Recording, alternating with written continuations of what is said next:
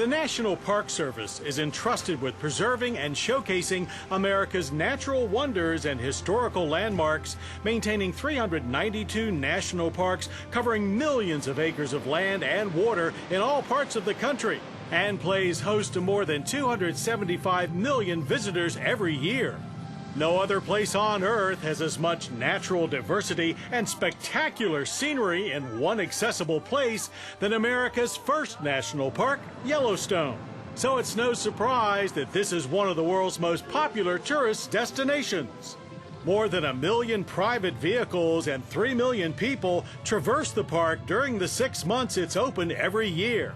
Yet the very act of admiring the scenery or stopping for one of Yellowstone's infamous wildlife jams, those daily backups caused by elk, bison, and bears blocking the road or just spotted nearby, is endangering the pristine environment that makes this place so special. To combat the problem, the Park Service is committed to alternative fueled vehicles as a major part of their environmental stewardship program.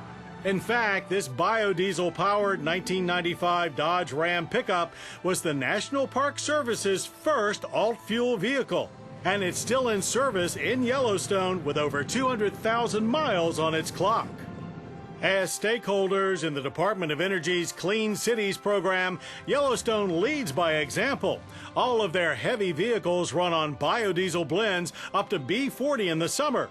The park fleet also contains a number of flex-fuel E85 vehicles, advanced technology hybrids, and a few small electrics. But park management is also looking to the past for inspiration. Yellowstone had a very unique transportation operation prior to World War II, and that was we had what were called old yellow buses. We had close to 400 of these old yellow buses that would transport people as they got off the trains in Gardner and West Yellowstone and take them into the park. And most importantly, there was a driver that was very well educated and well versed in interpreting all the park's features to the visitors. After World War II, America fell in love with the private automobile and the station wagon, and nobody wanted to ride in these old yellow buses anymore, and they were slowly put out of service. Amazingly, at its peak, Yellowstone was the second largest bus company in the nation behind Greyhound. Now, to reduce the volume of vehicles on the park's roads, Yellowstone has commissioned a small fleet of new biodiesel-powered yellow buses to use as employee shuttles and to serve as clean fuel ambassadors in nearby communities. The park has also acquired and refurbished 8 of the original old yellow buses and has put them back into service, once again giving guided tours in portions of the park. Yellowstone is not as well suited to mass transit as other national parks, though. Parks with limited access or a single tourist attraction can more easily corral visitors' cars in one place and make use of shuttles. Glacier National Park's famous vintage red tour buses are still in daily use, plying visitors over the road to the sun, and they were retrofitted a number of years ago to run on clean propane. While modern tour buses in Mammoth Cave National Park and others around the country are running on clean alternative fuels as well.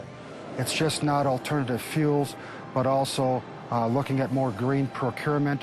We're looking at water conservation opportunities, renewable energy, such as from the sun or falling water. Other park programs like recycling and composting and a new partnership with Michelin to test low rolling resistance tires all tie together to reduce vehicle use, lower emissions, and save fuel. And the National Park Service hopes the influence of their good example extends beyond the park gates. And the average stay of the visitor in Yellowstone is a little more than 1.5 days. That's the amount of time we have to educate and promote and have them understand our environmental programs and what they can do while they're here and when they go home to do the same kind of promotion of sustainability that we're doing here in the park. And that's a lesson we'd all do well to learn.